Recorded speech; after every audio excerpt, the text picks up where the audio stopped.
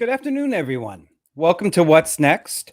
Today we're talking to No Theater from Cincinnati. My name is Matthew Quinn. I'm your host for the show, and I'm really excited for this episode because this theater company in Cincinnati pivoted very quickly during the pandemic and have really looked at several different options in terms of creating art in this world.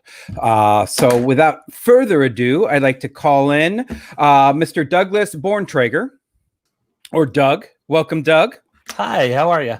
I'm very well, thank you. So you are currently the resident sound and projection designer, but prior to Children, you were the operations director at No Theater. Yep, I've been with the No Theater since 2002. So wow, yeah, been a while, and yeah, I was the tech director and then operations director, and then once the kids came along, I was freelancing. But No Theater is still my artistic home. Well, excellent. Well, I'm really looking forward to you. Time pre-show, you had some really interesting things that you were working on. I can't wait to dig a little deeper into that. So thanks for joining us, Doug. My pleasure. And also in the studio, I've got Andrew Hungerford. Welcome, Andrew. Hi, thanks for having us. My pleasure. So you are currently the producing artistic director, but much like Doug and all of us in the theater community, we wear many hats, and you are also the resident scenic and lighting designer, or were, or does, and still. Yeah, all of those things. So that's right. I started a resident scenic and lighting designer in 2007. Doug was actually one of the people who hired me. And I became artistic director. This is my 7th season as producing artistic director. All right. Well, what a year 7 for you, right? Some challenges this year. All right. Well, thank you again for coming, Andrew. And let's bring Doug back in and let's do our little magical screen swap. Thank you, Miles Berman on tech. I just love that. So I normally tend to start this show with the pivot story. So we all woke up in January 2020, raring to go. And then mid-March, everything really changed. So either individually or as a company, what did that mid-March kind of look for both of you? Yeah, so we were actually in the middle of one of our main stage productions when the shutdown came through. It was part of the National New Play Network rolling world premiere of Audrey Sefley's play Alabaster. And so we're about halfway through the run. And so even as the run started, we were trying to figure out logistically, okay, what can we do to keep the show going? Could we do live streamed broadcasts of it with some audience in the space, but most people away? What was going to happen? And so it ended up being negotiations with Actors Equity, actually, that defined what we did there. And we were really lucky to be able to get onto the contract that was first negotiated in San Francisco that allowed companies to stream captured versions of that performance. So we very rapidly got a new camera and put together a bunch of our existing camera equipment, because we've been playing with video and live streaming for years, just never to this degree. We've live streamed a bunch of our second stage programs for a number of years at this point. And we very rapidly had to figure out how to shoot the show, how we wanted to handle audio, how we were going to edit it together from our sort of 3.5 camera setup into a thing that could go on sale immediately. And because we could only make it available for 2 weeks following closing, what our scheduled closing would be. So we turned around the film production from impetus to finished product in less than a week. Wow. And was this in March or was this in April that all this was? This was March. Yeah, March. So like, because we got the shutdown order March 16th. Yeah, I think that's where it kind of hit everyone. Yeah, right. And we had several contingencies of like, okay, if this happens, then we're going to do this. If this happens, we're going to do this. And so we had kind of all of our feelers out, depending on what would happen, because we didn't know. Right. But once we said, okay, this is going to be a while, let's go ahead and film it and get it out there. And that was what's interesting about your story. So you basically called this happened, boom, call Actors Equity. And you have like probably one of the happiest Actors Equity stories I have ever heard. In regards true. to I mean, without going too far into it, it's been very tough for people. And I used to be based in San Francisco, and I know there was like a different relationship with Equity up there. So they actually have a contract that lets you stream a show. And are you paying actors? Are there certain like? Yeah, it was a COVID specific agreement that I think ACT negotiated initially because one of their shows closed like right after the first preview. Right. And so then once that happened, that's the contract that then I think got promulgated across the country to other regional theaters as this is the emergency stopgap contract. Interesting. So the deal was we of course had to pay actors through the rest of the contract, which we intended to do anyway, and then additional compensation for the 2 weeks of streaming and additional health and pension contributions. Seems fair. And in order to make it happen, we were like, great, let us do this. And we aren't on a regular equity CBA, collective bargaining agreement. We work under generally special appearance or guest artist agreements. So it was also an especially big deal that Equity was able to help us get this done. So we were really grateful that we were able to make that happen in those so rapidly in those months, first months. Yeah. So, all right. So you had this first production, March. You did the quickest pivot I've heard so far. Got it up there, and it was not live streaming. It was on demand. So you recorded it. What did you use for your What do you use for your paywall for that? So the initial. So our online box office system is a company called VBO Tickets, Virtual Box Office. That's based in San Francisco and I think Germany. I think they have a dual headquarters. But they are incredibly. They're a small company that adapts very quickly. So they were our paywall for the initial ticket in a way that we just sort of kludged together a system to do ticketing for a private video hosted on Vimeo. But now they've actually implemented a ton of new features so that live streaming and video on demand is built natively into the system. Which is incredible. Yeah. You know, I would love at some point, I'd love to get the link for that company and put that up in our comments section because I think I've been checking several over the months, and I've not heard of that one. So and you've been there you go, bingo. We'll put that up. Miles will get that as a banner, and we'll put that up a little later. So definitely it sounds like one of the first companies to go on to demand, and it's interesting that you guys had started this. The ones that seem to pivot quicker and it makes sense actually were streaming before. So you had mentioned that prior to all this, you had kind of started that. And in terms of that setup, what was kind of the tech set? You mentioned 3 cameras. What were you using? What was kind of your tech setup? So our setup prior to that for live streaming had been just whatever camera we set up. Yeah, right. Oh, hey, you got your iPhone? Bring that over here. Let me, Yeah. And so we do a program, a second stage program called Serials, which is very similar to Sacred Fools, serial killers. Oh, yeah. And so we do serialized plays in 15-minute episodes, and at the end of each night, the audience votes on which 3 survive and which 2 get eliminated, get canceled. And we call it the Thunderdome.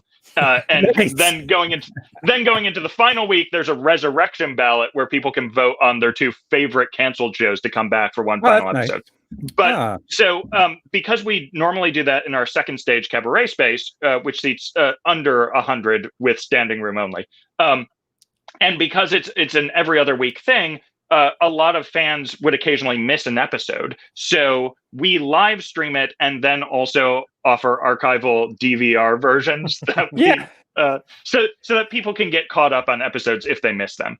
And so that's been a way that we've been getting work by local playwrights out across the country and honestly internationally for about 5 5 or 6 years at this point. But Wow. the way that we've been streaming it has been very. Our goal is to just allow people to see it and hear the words that they missed, not really invested in production, like high production values. Right. So However, now, I think that doing that even on such a small scale kind of like got everyone's head into like the space of, oh, it's the same thing doing it this other way, just bigger. So like everyone kind of already understands the basic like nature of streaming and what needs to happen to go into it. And then it's just kind of upscaling it then once we go on to bigger productions. Better mics, better cameras. Yeah, exactly. Yeah, exactly. And we're a company that, as you can tell, because Doug is our resident projection designer, that's done a lot with projections and camera work over sort of the company's history. In my first season there, we ended with the musical Bear, a pop opera, and we did a bunch of live video feeds on stage at that time that were projected onto screens. So we've been playing with the ideas of like capturing live video and incorporating it into productions for a number of years, but that was in 2008, and now the technology is completely different. Totally. So, Yeah. Well, also, I mean, with Doug, the sound designer, as you know, with this video streaming, this sound almost becomes more important than the image in terms of getting that out there, wouldn't you say? Right. I mean, it's interesting. I tend to take kind of a more subtle take on sound design anyway. Like I don't really want to be noticed. I want my sounds to just kind of float in and out. And it's kind of amazing what you can do with that subtlety. For instance, we did I guess it was 2 shows ago, we did Feast. Is that right, Andrew? Feast, we did a play called Feast. And that was a pre-recorded performance, although the audience listened to it in set times. And with that and my sound design for that, it was a lot of fun to really like delve in and we suggest you listen on headphones because just things would sneak in. It's certainly not as complicated as the Encounter. Andrew shared that show with me, but you can do some pretty amazing things with the technology.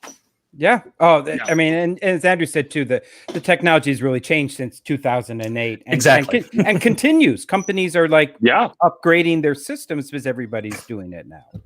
Yeah. So in sort of like feeling out how this pivot was going to work to connect the canceled show to then what our next show was, we were intending in a bit of genius artistic programming that I'm sad did not work out.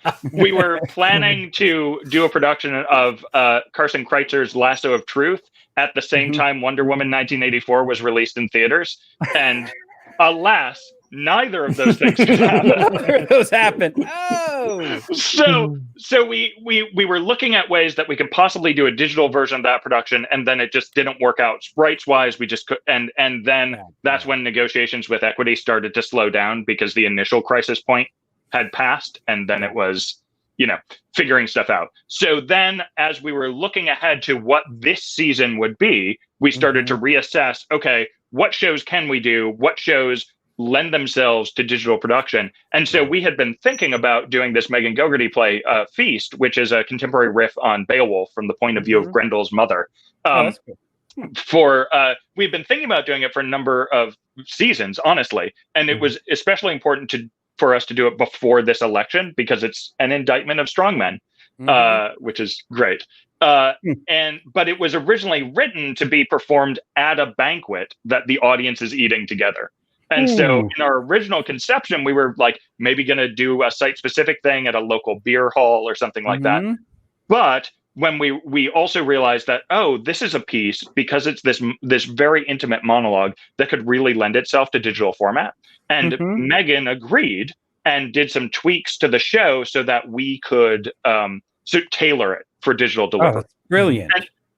And so as we were looking at what our season was going to look like, our goal was to explore what are the things that make theater, and what are ways that we can look at different qualities of liveness in productions. So even though Feast was pre-recorded from the actor's home, so that she fortunately recently moved into a disused church, which is a great location to film in. Wow. And so we did a limited lighting load in, and I programmed all the lights from California, 1,800 miles away from Cincinnati, via an offline visualizer. And then we sent the show file to our TD, who loaded into the light board, which was in a separate space from the performer, so that we could keep everyone isolated and run it in that way. So it was, even though it was a site-specific show, it was a fully realized and designed show, where we actually had a very well thought out scenic design, a complete lighting design, Doug's incredibly intricate sound design, and then we broadcast it at specific times so that it would feel as though it was live. And then we also did a thing much like the Geffen has done with The Gift, where you the present. The present. The present. Yeah. Where if people ordered 2 weeks in advance, we would mail them a special thing that would get that they could open over the course of the show. And it was cookies and another thing. And so they're told to eat things through the course of the show. And then that we put a little our prop designer, Kayla Williams, put in this great little magic trick where hidden beneath the cookies was a separate surprise that you were then told to dig out later. So it is as though it appeared by magic. That's great. Oh, that's fun. All right, I'm checking off my thing. So you guys did on demand. You've done the live streaming. And a really full, I mean, not just like your Zoom show, hey, I'm here in Zoom live streaming, but a full, you had Doug doing sound, you had a lighting design, you basically made a space, a set, like you said, like a site specific, and you put that out there. So you guys are kind of hit, and then you did a mail-in, which seems to be another thing that's popping up. Usually I've heard it most with either magic shows like The Present. Mm-hmm. A lot of companies are sending like booze, which seems fun, maybe a little more complicated. But so what other types of kind of nuanced work have you, or types of different types of streaming possibilities have you guys been exploring and continue to explore? Talk about projection connection? Yeah, I'd love to. So for me, as more of a freelancer, like I said, the No is my home, but I work in many other places as well around town. Of course, those other places haven't transitioned quite as quickly, and so a lot of those gigs that I did have, fell through. But when the lockdown first happened, a local granting organization said, hey, calling all artists, we want to fund ways to make people feel connected in this time of isolation. So what can you do? And, I was thinking about it like, okay, how do I bring art to them instead of folks coming to us, to a theater, to a museum, to whatever? Like, how can I get art out to people? And I thought, well, I've got a projector. I am a projection designer, and I've got a truck. I'm going to strap a projector onto my truck and, go through different neighborhoods in Cincinnati, bringing some projection art to people. Great. And, I had this was kind of just a wild idea. I had no idea if it was going to work or if it would look cool, but the response has been absolutely amazing. I've been getting, interest from lots of. Yeah, go ahead. Yeah. Oh, I was just going to ask. So, just technically, so the projector, are you like going through the car lighter system? Are you bringing a battery? Like you? So I started off with a battery and then a power inverter hooked up to it. Okay. And realized that as I was going through, like my alternator wasn't charging the battery quite enough. So okay, I'll get another battery. And now, it's kind of moving forward. You talked about, what equipment do you get? Like, I picked up a generator and an old beat up Jeep Cherokee, which I've always kind of wanted one of those anyway. Of course. Classic. Classic. Absolutely. So pick that up, and then that's what I'm using to power Oh, it. that's great. Oh, I love that. Andrew, you were going to say. Yeah, not only is Doug taking this to the neighborhoods, but he's also live streaming all of it mobily. Right. So so we actually are hosting on the Nose website all of the archive videos of his past travels around Cincinnati. And for me, not having been to the city in a very long time at this point, it's really great because I get to ride along with Doug and just go through all the neighborhoods. That is amazing. I mean, I just love that. It's so unique. It's been really interesting too, in that, with projections, you usually want a very clean surface to project on, right? But driving through neighborhoods, and it's projecting the entire time. It's like, well, what's it going to look like when it goes to this house and then off? Right. But it honestly turned out to be a really interesting aesthetic, in that each building or house or lawn even brings its own kind of feeling to the piece. And so even though the piece itself is the same night to night to night, it takes on a different quality when it hits, this beautiful Victorian, porch, or this super industrial warehouse. So it's been, lots of surprises there. Are cars following you around, or is it kind of like people are coming out and watching it from their home type of thing? A little of both. Cool. Yeah. So, when I first started, I would put it up on the Facebook page, like, "Hey, I'm coming around. Where would you guys like for me to come?" And they say, "Oh, stop by this street. Come to this street." And then as things got more and more, as it became more and more popular, I noticed, because I would pull up and just kind of linger there when I'd see people like hanging out on their porch. Right. I lingered too long, and so there were too many people on the route. And so then what I did is actually set up specific stops along the way. And, people would kind of congregate separately.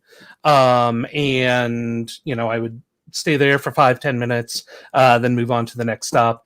And some people would follow along with their cars. Some people would just be watching online. Right. Yeah. And Doug also collaborated. Yeah. Sorry, I was just going to say that you also collaborated with video artists from around the world and musicians, right? Right. And so, that was, the another impetus for me to do this, and like seeing that, okay, I'm out of work. I know that many other designer friends are out of work as well. I'll take this grant, and it's not much, but sending it along to them. So I've got people from Germany, from Austria, from Vietnam, some local people, some national people, kind of all collaborating on this thing. And well, I want to cut in. I want to go back, because I know there's more that you guys have been playing, but you brought up a point that I just want to touch on. And what I love is both of you guys are also tech people, designers. And I've talked to several designers who have made like you said, there's out of work. There's no live theater. They can't do it. And you guys are obviously a case in point of this, but are you seeing with your connections and friends, the tech designers pivoting to stream masters? Like, they are now learning how to do what we're doing now, for example. Are you seeing that, or are they getting jobs like, Uber and Lyft, or like, is there a big pivot for the designers to streaming technology? I'm not sure. I'm like, both of us are kind of, I'm not sure. You can tell when a question doesn't land. It's like, I think, no, it's a great question, because I think it's a little of both, in that, everyone's kind of trying to figure out, what the best way forward is. And, this time gives us lots of opportunity to experiment and see what Yeah. works. Boom. But at the same time, times are tough for everybody. Yeah. Yeah. Individuals and companies alike. So I mean, I will say one of the things that the development of the technology has opened up, and trying to work in this process, particularly with me being at a distance, has opened up a lot of possibilities that I think are definitely going to inform my design work in the future. Like the ability, for one thing, to write all the light cues for Feast in the visualizer in advance. And we honestly did very few lighting tweaks in that moment. And then for our current show, which will be completely live streamed for the first 2 weeks, and then it'll be available on demand. It's Zach by Christian St. Croix. We set it up so I was actually controlling our lighting console from California. And we plugged a computer running an ETC Nomad, connected it to our light board, and then through Zoom screen share, I was able to use my iPad's touchscreen to program the lights from 1,800 miles away, which was just incredible. And like the first time I turned on a light on our stage from here, I just started laughing and did not stop for 30 seconds. Absolutely. It was so for our next, so after we did Feast, which was this captured show, more. And then Doug was sort of doing projection connections simultaneously. Then our next show was Fannie Lou Hamer Speak on It by Cheryl West, and that's a show that lived on the back of a pickup truck and drove to different locations around Cincinnati.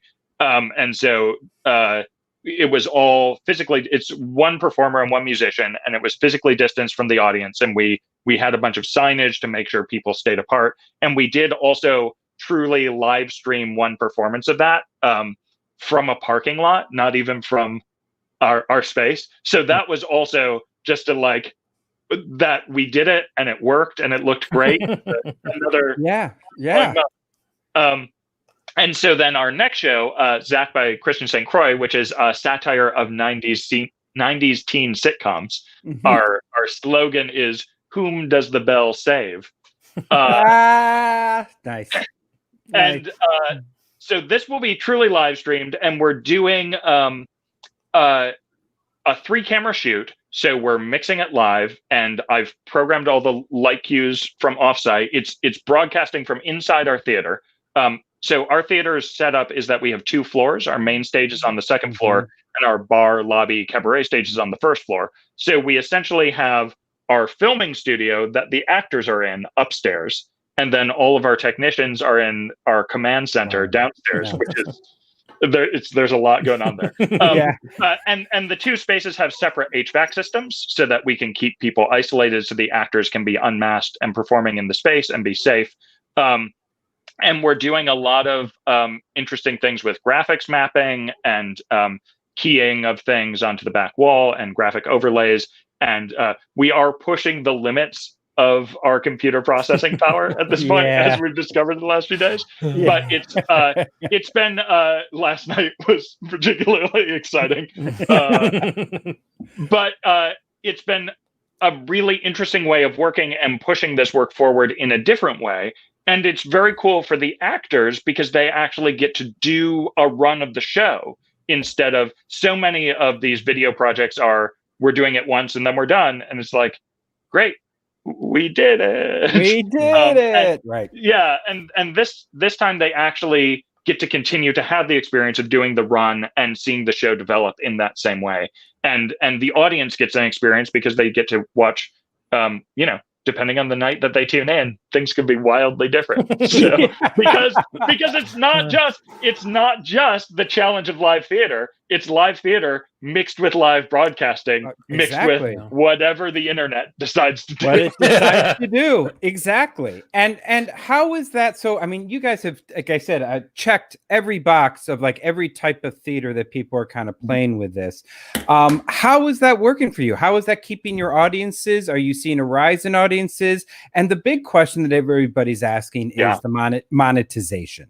So how is that? I think Doug mentioned a grant for his projection work, and that's wonderful, and those come through. But how does that kind of play with all of this fun that you guys are having? So one of the things that we thought about as the pandemic was hitting is we're a small company and we don't have an endowment. We have no money in the bank to speak of at any given time. So we're the thing that we're saying is we're like a shark. If we stop swimming, we die. So we have to keep producing in order to bring in any earned revenue, no matter what that is. And also, we saw all of our whole artistic community suddenly be out of work because all of these shows that have been lined up were getting canceled. So one of our biggest priorities was, okay, how do we look at our company's mission at this time? And how do we continue to fulfill that mission and our nonprofits' obligations to our entire community, which includes our audience and our artistic community? Because without our artistic community, why is our company here? And so one of the things that we did very rapidly was we started finding a bunch of good archival recordings that we had that we could put online and do profit sharing, essentially pay out royalties, or pay out residuals to everybody involved. And then we also started a program of radio plays that could be done with very original audio plays that could be done with very limited rehearsal time. And again, do a profit sharing model so that maybe it only earned somebody a few bucks, but at least now they can get a cup of coffee, you know? So for a show like Feast, which was done under an equity contract, that was the last equity contract we were able to get before the union scuffle really began. Yeah, right. Yeah. So we've been paying designers and actors the same that we would have before pandemic.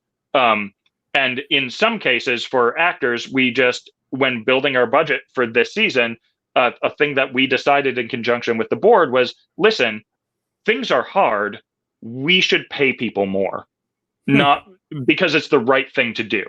And if we're really going to live up to our ethos of being a truly equitable company, we need to pay the actors more. And at the time we decided that, I was like, I don't know where we're going to get the money, but we just decided to do it. So I will say, so financially, our production of Alabaster that stopped in the middle of things, we ended up through our digital sales breaking our box office goal. So so that was great. Then the field of online stuff started to get more complicated, and as we saw nationwide protests against systemic racism rise up, it also became a little more challenging to market things appropriately in a way that acknowledged the gravity of the national situation while also trying to balance, we have artists who need to make money. Right. And so when we were in the middle of our digital version of the Cincinnati Fringe Festival, when the protests started, so we had pivoted to be entirely online. Some of the shows were live streamed. Most of them were video on demand. And then when the protest started, it was also difficult for artists to market their own work because they felt disingenuous about doing that at a time when a really important conversation was happening. So we transitioned our building and the parking lot outside our theater to be a hydration station and phone recharging station through the protests. We didn't feel like we could ensure people's safety in a pandemic if they came inside. So we set up tables outside so that people could recharge their phones, they could get water, they could get snacks, and help support the community in that way. And then when we got to Feast, I would say that show performed like an okay selling in-person show, which was, and we got enough grants in that we pretty much broke even, which is like great. That is all you can ask. Theater win, yes. Right? In any theater, breaking even is the dream. Breaking even is right? it. Yeah. I think, I think the No, especially, I think our audiences are adventurous enough to experiment with us. And so as we're trying to, do these things, Andrew mentioned like, okay, how can we experiment with the different liveness of theater? And, because we don't want to be another Zoom show, right? So we're trying these things, and we're trying to figure out, it's not live theater. It's not. And everybody knows that. But what can we make that still speaks to people? And I think that our audiences are more willing to go along with us than, say, other companies.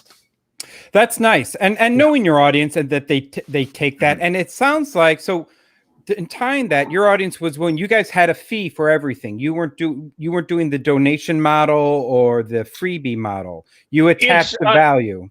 It's always sort of pay what you can, and we also, because accessibility is also one of our sort of core ideals. So on Wednesday performances, we do a thing called the Welcome Experiment, where advance reservations to every Wednesday are $5 in advance, and then we have free rush tickets available as quantities allow. And so for most of our streaming stuff, we've been doing pay what you can tiers of $5, $10, $20, $30. And even our in-person ticket prices, our regular price is $25. We offer a $35 optional living wage ticket price if people choose to pay more.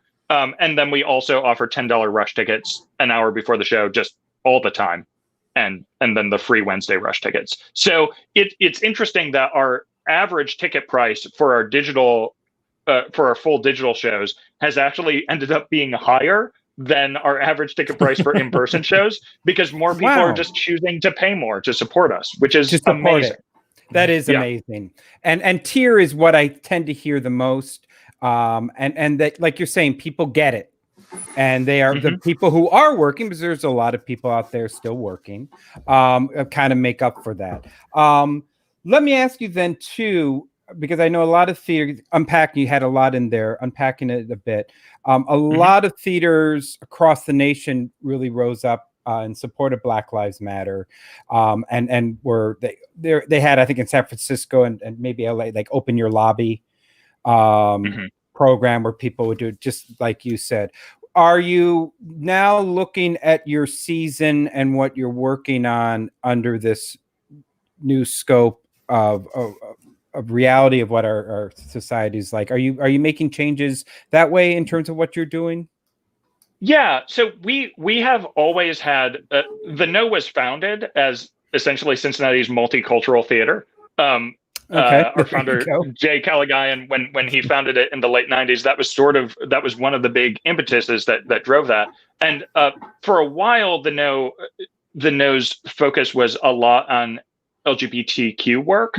And then once that started to become more mainstream, what our programming focus has shifted as the sort of local landscape has also shifted. So we've tended to look for what isn't being produced in the city right now. What do we think needs to be heard? That's nice. Our big focus over the last few years has been in gender parity, because women are severely underrepresented as playwrights on the stages nationally. So we've had gender parity in playwrights for the last 6 years. But we, in terms of like looking at our record of production, we have realized that with our focus on gender parity, we've fallen down on representation of BIPOC playwrights over the last several years. So we've had 25 to 30% representation in our season. And Cincinnati is a city that demographically is 44% Black. And so we recognize that we should be adjusting what our programming is to make sure we're reflecting the city around us, which is a thing that we have always tried to do with casting and inclusivity in terms of artists that we involve. But we're really taking this time to focus more directly on, great, how can we hold ourselves accountable to doing the things that we as an organization want to be doing? So we have a commitment over the next few years to make sure that the work we produce on our main stage is 50% BIPOC, and our casting involves 50% BIPOC artists. Great. And so we're working on. So those are things that we're all pushing towards. And I think the work that we're able to produce this season, even though it's a strange transitionary season in terms of the online work, is a really good launch pad for us to move forward in terms of our commitment in future seasons. That's great. All right. Well, wonderful. And it's interesting to hear how it's been kind of part of your mission statement from the beginning. It was set up to that and you've been adjusting it. So that's great to hear. I want to go back. I've got my check boxes. So you guys have done a lot of different stuff. Is there any, and we'll talk about your plans in the future closer to the end, which is coming up. But is there anything else that you would like to get out there of like that you have been playing with? Because the one thing is, and he may be out there, Peter Michael Marino, who we had on the show. You guys know Peter, of course. Yeah, he'll be lurking in the comments section every once in a while. But one thing that he brought up, and in general with everyone who kind of jumped in early, is the sense of fun, experimenting, that this is, as an artist, yes, it's not live theater, but boy, we can do a lot of kind of cool things and new things. Is there anything else in the realm of this? I mean, not that you guys haven't done just about everything that I've heard of.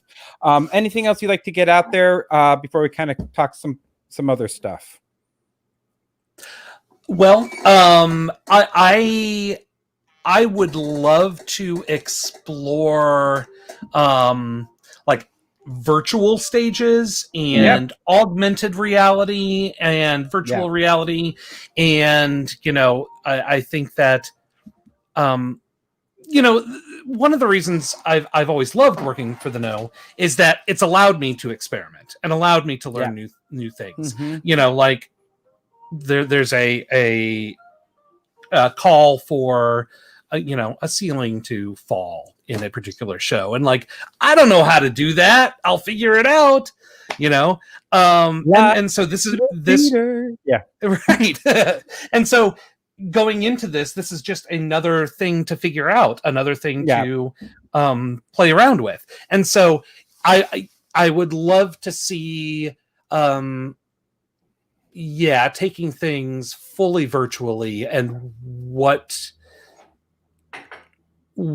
does that mean for performance, and how do we, since we interact so much with screens already as it is, how do we kind of take the next step? I have this dream of a project that I want to start developing that I haven't told Doug about yet, but Doug, do it now. We got to scoop. We got to scoop. I've been thinking for a long time about of wanting to do like counterfactual walking tours that are they're interesting things to me. Audio tours as you walk around the space and you get described. And the big Lort Theater in Cincinnati, Playhouse in the Park, has done a couple of those. But the thing that I'm super interested in, Doug, is developing some storytelling that's done through geo-referenced apps. So as you're walking, it triggers based on your actual location on the app. And so by walking in different orders, you get the story in different orders. And I've been doing some app research. So Doug and I will talk about that. There you go. Oh, I love it. We've actually had the immersive theater, Noah Nelson and Caitlin Schiller come on. And they the immersive, she was an immersive actress, and that pivoted pretty quickly and very strong for this now. And there's also, I know, quite a few performers who have pivoted to these neighborhood walking tours. And there's a few of them up there. The geocentric sounds almost like what happens in museums. You know how like you can go up, but you're like inputting a number, like I am at picture number 5. But this would automatically trigger based on where you are. Amazing. And it is cool. I mean, that's what, projects that I'm working on. It's been fun just playing with all these different technologies. Some work, some don't. Yeah. And it's really about like how do we serve the audience in this moment? Yeah. And if there's a way to help the audience get outside and be able to leave their house in a safe way and still experience storytelling in a different way, I think that serves, what our overall mission is. In a way that's pretty interesting. Absolutely. And well, I'll save that because I have an easy leading question, but I'm going to pull off. It's my ender. With the Fringe Festival, I'm a big player and largest booker for the Hollywood Fringe, and Fringe is very dear to my heart. What are you seeing? Like, you guys were in mid Fringe. Where were you with? Well, you were in mid Fringe during the George Floyd, but in terms of plans for next year, because I know the Hollywood Fringe, we're trying to figure out how it's going to work. What are you guys thinking about that for next year? So, and when are you normally? When are you normally? We're end of May into the first 2 weeks of June. Okay. So so just before / overlapping with Hollywood. Yeah. So the our application is online right now for the 2021 Fringe, which will be our 18th annual Cincy Fringe. Yeah, great. And so our application is currently tiered, because we don't know for sure what's going to happen yet, and we've got a series of dates by which we'll decide. So currently, we're asking applicants: is your show deliverable online? Mm-hmm. Is it in person? Can it be either? And if it's in person, could it work at an outdoor venue? Right. That's smart. So we've got a series. We'll start trying to line up venues in the early of 2021. Normally, we have 10 venues sort of all clustered in the neighborhood of our theater, and our theater is the primary venue and sort of Fringe HQ. And then the Art Academy of Cincinnati is just down the street from us. And normally we have 3 to 5 venues there, depending on the year. And then also additional venues distributed around. But, in terms of, like, we have some churches and things that potentially have larger capacity, where if we just reduce the capacity to, say, 10 to 20 people, it might be acceptable. But we don't want to make any decisions that are endangering potentially either artists or audiences. So I think we're going to learn a lot as we see the plans of the new administration.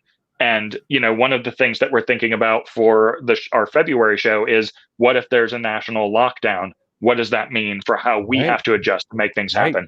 So so that's a thing that will also be informing the Fringe. And again, we've got a series of sort of must decide by dates that we'll be able to assess and inform all the artists. Yeah, it's all about that, I think, being poised. We had Rob Melrose from the Alley Theater in Houston, and that's what their whole plan is. It's like, we are poised to open, and they've got one set design for all 5 or 6 shows in their season. So if they open, boom, they're ready. If not, we're going to do some streaming thing. And I think having deadlines and dates is crucial right now, because we don't know. Although I think you guys should just buy a lot more Jeeps, throw on Doug's projector, get a few out there, get a few flatbed trucks, bring Fringe on the road. Take it to the people. That's right. To the people. We can franchise it. It'll be great. Absolutely. No, it really is. It's been a play. I mean, I know a lot of people, myself included. I lost a space. The other venues that I book out, luckily, are still around. But it's tough for these venues, especially with a lot of real estate, who can't open up. So, sorry. Please. No. Please. Kind of one other thing about that is, when we were going into Fringe this last year, we again had different contingencies of we contacted the groups, like, okay, if we do this, do you think you can do the show in the space and live stream it? Do you think we can videotape it? And then, and what was interesting and kind of surprised me, actually, was that a lot of groups said, oh, I don't think we can do that. I don't think we're ready to film it, or like it needs to be done live. And I mean, I understand that feeling. My hope is that moving forward, and seeing these applications coming this next year is like, how do they pivot to? You know what I mean? Yeah. And seeing. No, go ahead. Oh, well, I was just going to say, we had one Fringe performer. So we had so many that didn't think they could pivot. And then one Fringe artist, this local writer, Ben Dudley, who had a show called The Opinions of Men, A Stupid History of the Protestant Reformation. He adapted it from doing it in person. He taught himself how to animate. He did a fully animated show for his. That's awesome. It was brilliant. It really was. So I do see more artists. I saw a lot of people not want to touch this at all in the beginning. Yeah. I saw quite a few of the straight up theater groups going to podcasting. Like, all right, I'm not going to do the streaming video. I'm just going to do a podcast and work it. But I am now, like, Pasadena Playhouse is coming out with a streaming system. CTG is just launching their digital theater.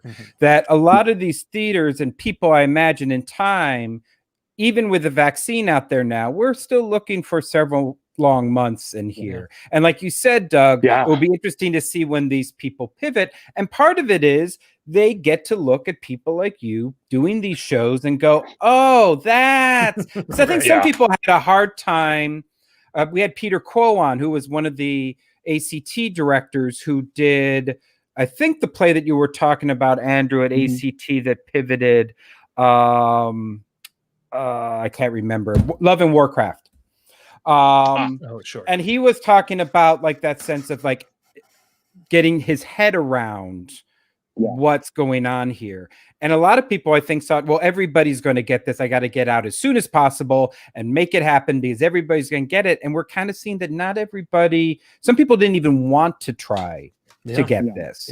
But I think the challenge for an organization like ours now is that now that the big players are getting into it, it's how do we make sure that we can get attention on our work? Because when we were first out of the gate, it was like, oh, look at this. This is one of the only things happening. Hooray. And it was, I was speculating online, like on Twitter, as I am wont to do a couple weeks ago. I was like, so are we at the point where now we need to cast someone famous in order to get attention? That has come up. And the question is not like, it's because our work is a piece of driftwood in now this vast sea of of how we're consuming all of our entertainment via streaming and screens. So we're this piece of driftwood. Do we need Leonardo DiCaprio to be hanging on that driftwood in order for people to notice? Only if he can fit. Only if he can fit on the piece of driftwood. I agree. I know I've had conversations similar to this about celebrity. Are you finding though, and Peter Michael Marino, who just gave a shout out for Peter Quo's show. Thank you, Peter Michael Marino. That was a fun show. Are you seeing the the obvious word is escaping me, but that audience sizes are going down. Fatigue. Are you seeing screening fatigue? Because you guys have been going pretty consistently. Are you seeing the dips? And I am hearing about fatigue, but I don't necessarily think it translates to what we are doing. Does that make sense? To what we are doing? That you've got your fans and people like who are just kind of there. You've got your base. You'd like a bigger market, like we all do. But right now, your fans, you gave them what they needed. They wanted a connection to the arts. And if we can expand that base, that would be amazing. And I'm often frustrated when I see things like theater critics will be online and say things like, why aren't more theaters producing online work like they are in London? And it's like, we're here. We're doing it. We're doing it right now. Like, I've emailed you about it. No, it's true. It is at the same time. And speaking of that, Peter, who's out there, some people have been able to get like solo artists in their apartment. I'm thinking of Christina Wong, who actually lives in my zone here in Los Angeles. She's playing at CTG, went in there and filmed and is now streaming out there. So it is tough. I think it's become tougher, like you said, because there's more people kind of emerging and seeing, oh, this can be done. There's more technicians. Like a lot of people I know now are learning how to stream and are offering that services. So all that kind of leads to kind of the future question is with, the theaters are going to open. It may be a year, it may be a little longer, it may be a little less. What do you see? What is No Theater plan looking at this? Is this going to go away and like pack the cameras up? I know you've already done it. How are you going to incorporate the future of streaming world with live theater? Yeah, I think our goal for the future. So one of our shows that we were originally going to do this fall, and then we had to push back, is a production of Shock, the Spine-Tingling Tale of Miss Spydra by playwright Joseph Zettelmeyer. And we were intending to produce that both in person and as a film. And then when we couldn't have an in-person audience, and when the lockdown happened, we realized that's just not possible. So we're pushing it back to next season, and we still intend to do that. And I think for some time to come, and even long into the future, it's not necessarily always going to be a great idea for people who are immunocompromised or older to be in spaces with other people. It's particularly if more pandemics are coming down the road. So it's not just a safety issue, it's an accessibility issue. Right. The ability to offer the work that we're doing streaming is just helps get it to more people. And then if we're doing video on demand time delay streaming, we can offer it captioned and allow us to tailor things to the deaf and hard of hearing community in a way that's very difficult for us to do in our space live. So I think for us, this is something that's not going away. Our winter spring show is the world premiere of a play called Theater: A Love Story by Caridad Fitch, which really gets into the ideas of what makes theater. And we're really excited about the possibilities of how we can explore that to tell that story and use that play as a launch pad for what's next for us. That's nice. Oh, I like that. And Doug, what about Projection Connection? Is that going to continue once we open up? Yeah, well, that'll definitely continue. Actually, I just want to mention that I think that the way I look at it is these are all just more tools in our toolkit. That's how I view it. Like not every show will necessarily call for video effects or streaming or live interaction from across the country, but we have it if we need it. And I think that's what's been kind of amazing about this time is that we have been able to experiment and discover things and see what works and what doesn't. As far as Projection Connections, I'm absolutely going to continue it going into next year when the weather turns nice again. It's another way to you have that communal shared experience, not only with your neighborhood but also from the people watching on the live stream, and getting to be within the neighborhood. It's just amazing. So that's great. Seeing how to structure it, I think is my next challenge. Because again, it was just a random thought.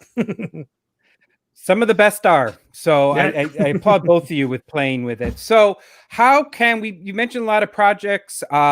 We'd love to get your information out there. So our wonderful engineer, Miles Berman, I think we've got some websites and links. So Andrew, this is your actual theater. Is this what do they find out there?